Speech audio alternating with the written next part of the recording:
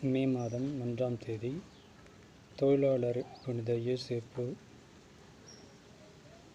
இன்றைய விழாவை நாம் கொண்டாடுகிறோம்.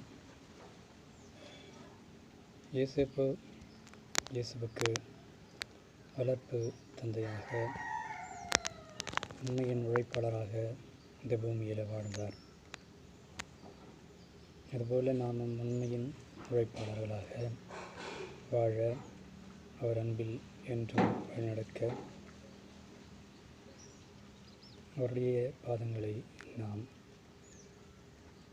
என்றுமே வணங்கி இந்த பூமியில் வாழும் ஒவ்வொரு நாளும் அவரோடு இணைந்து பயணம் செய்ய இன்றைய முதல் வாசகம் தொடக்க நூல் 1ஆம் அதிகாரம் 26 மற்றும் 2ஆம் அதிகாரம் 3.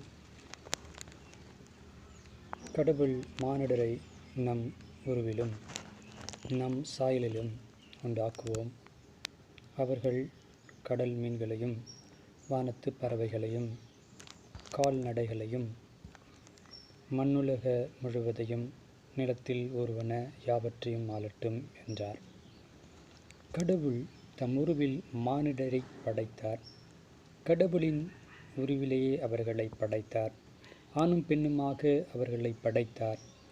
கடவுள் அவர்களுக்கு ஆசி வழங்கி, பலுகி பெருகி மண்ணுலகை நிரப்புங்கள், அதை உங்கள் ஆற்றலுக்கு உட்படுத்துங்கள், கடல் மீன்கள், வானத்து பறவைகள், நிலத்தில் ஊர்ந்து உயிர் வாழ்வன அனைத்தையும் ஆளுங்கள் என்றார்.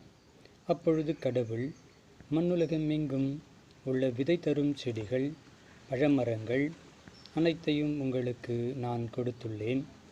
இவை உங்களுக்கு உணவாகட்டும். எல்லா காட்டு விலங்குகளும் வானத்து பறவைகள் நிலத்தில் ஊர்வன ஆகியவை அனைத்தும் உயிரினங்களுக்கும் பசுமையான செடிகள் அனைத்தையும் நான் உணவாக தந்துள்ளேன் என்றார். அது அவ்வாறே ஆயிற்று. கடவுள் தம் உருவாக்கிய அனைத்தையும் நோக்கினார். அவை மிகவும் நன்றாயிருந்தன. மாலையும் காலையும் நிறைவுற்று 6ஆம் நாள் முடிந்தது. விண்ணுலகமும் மண்ணுலகமும் அவற்றில் உள்ள அமைப்புகள் அனைத்தும் உருவாக்கப்பெற்று நிறைவு செய்தன.